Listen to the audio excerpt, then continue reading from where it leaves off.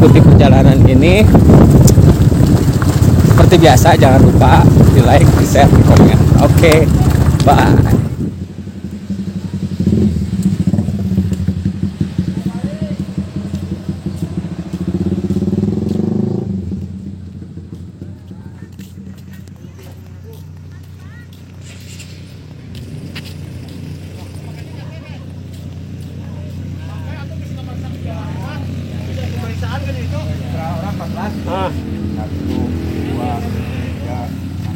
Tiket berapa tiket?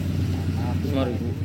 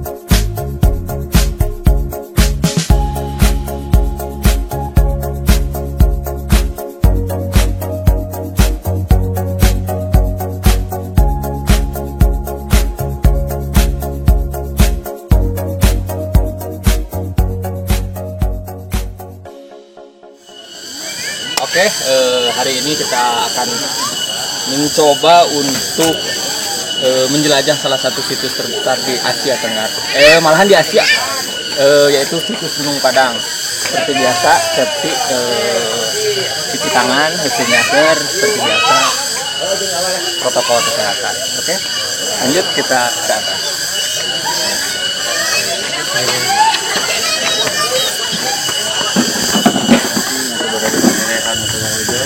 Nah, di sini juga ada salah satu sumur, namanya sumur Kahuripan. Jadi ini adalah sumur langsung dari sumber mata air, dan sumur ini juga 7 sumur air katanya. Nah, di sini katanya berkhasiat untuk awet muda. Bisa dilihat di sana. Bisa dipakai di muka. Oke, kita lanjut ke atas. Di atas ada apa aja?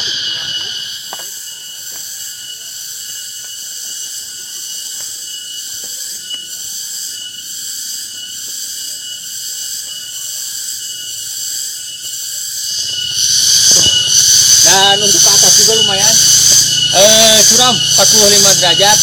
Jadi untuk yang suka adrenalin, untuk suka yang berpetualang, tempat ini cocok untuk yang memacu adrenalin dan menguji fisik Anda seberapa kuat. Oke?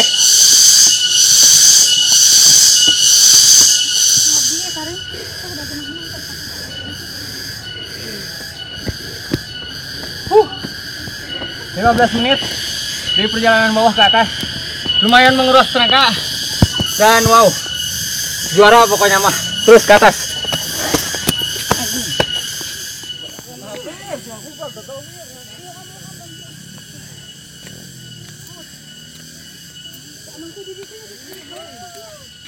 Teh, mamang foto teh, na batu teh, durang foto deh. Kirimkan kasih uang. Buset dah, ya kada tak mau mana. Batu apa ada? Pas. Si Oli tinggal di. Ayo ngumpul.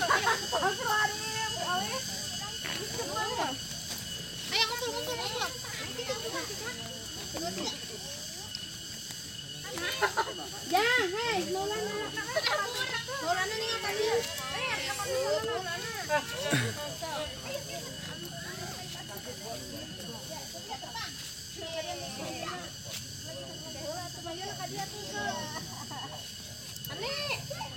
Dia foto halang tadi era batu. Gunung Masjid. Gunung Masjid mungkin kalau di zaman peradaban Muslim sekarang gitu ya, masjid atau musola atau langgar itu salah satu tempat ibadah atau tempat suci. Jadi intinya bahwa tempat tersebut dulu oleh nenek moyang atau oleh leluhur dijadikan sebagai tempat yang dihormati gitu, yang lebih disucikan lagi gitu. Jadi ada tempat-tempat tertentu. Kalau itu kan semacam ruangan aula tuh. Oh ini. Itu ada pintu masuknya. Ya, lingkaran ini. Ini pintu masuknya sebelah sini, untuk keluarnya sebelah sana nggak ada. Oh, nggak boleh masuk di situ. Masuk sih boleh masuk. Oh. Tapi kalau keluar harus jalur Ya, ke pintunya aja. Masuk dari sini, keluar ke sana gitu. Yang penting ke pintunya aja. Kalau dari dulunya memang bentuknya batu-batu, nggak bangunan. Di sini salah satu bangunan, maksud bangunan itu bangunan tanpa ada tiang, tanpa ada atap. Jadi di sini tuh tidak ada tiangnya, tidak ada atapnya, begini aja terbuka menyatu sama alam. Jadi bangunan zaman dulu itu ada istilah yang namanya candi, ada piramid, ada keraton, ada punden berundak. Nah di sini dari kajian tempat tersebut bahwa ini bukan candi atau piramid, tetapi ini adalah punden berundak, yang artinya salah satu tempat yang bertahap-tahap. Jadi ada 5 teras atau 5 undakan atau 5 tahapan. Ini baru teras pertama, ke sana ada 4 tahapan lagi, tapi posisinya datar. Paling semacam ini ke sana lah gitu, agak rata gitu. 5 itu. Jadi kalau mau ke atas lagi itu tempat apa tuh Pak yang? Di sana ada nama tempat yang dikasih tali itu. Kalau di sini secara cerita turun temurun nama tempat mahkota dunia, mahkota dunia gitulah. Bahkan itu salah satu simbolnya ada 2 pohon itu. Itu satu rumpun 2 jenis, ada 2 pohon.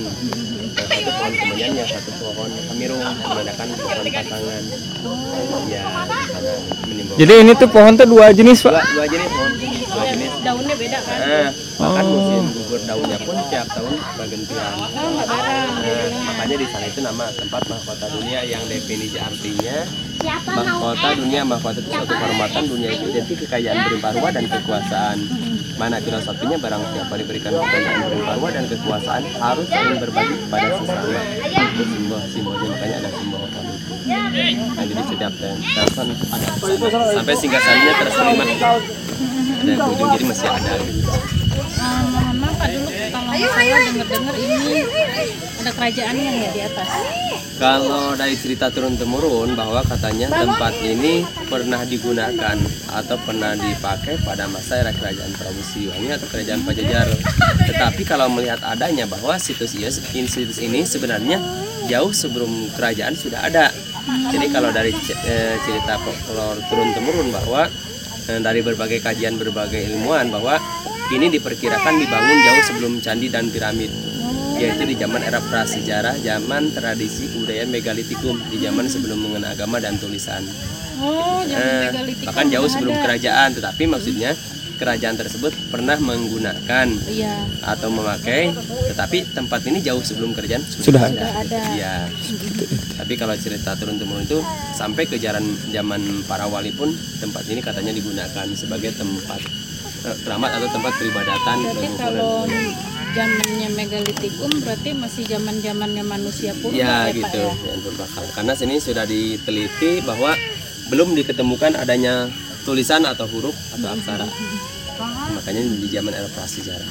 Cuman kalau masalah tulang belulang bekas tengkorak pada masa itu nggak ditemukan juga ya Pak? Sampai sekarang dulu yang diperkirakan Verbeek dan Enjeklum pada tahun 1891, Enjeklum tahun 1914, yang diduga menurut mereka dianggap ini tempat penguburan atau pemakaman, sudah diadakan penelitian, jadi pernah diadakan penggalian, ternyata di dalam tersebut tidak diketemukan adanya tulang belulang atau kerangka bekas orang meninggal dikubur, tapi masih batuan-batuan. Makanya pada waktu itu dapatlah hasilnya bahwa ini dulu bukan difungsikan sebagai tempat penguburan atau pemakaman, tetapi sebagai tempat peribadatan atau tempat pemujaan nenek moyang atau leluhur dulu.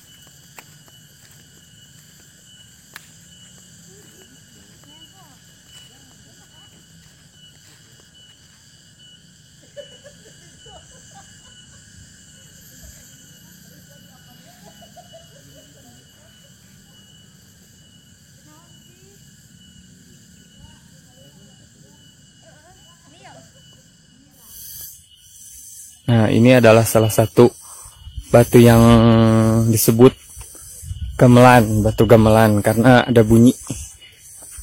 Nih.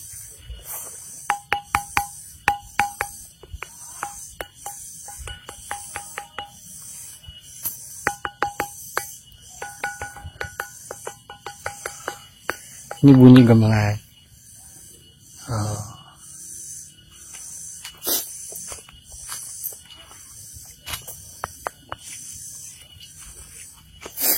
Ini gamelan.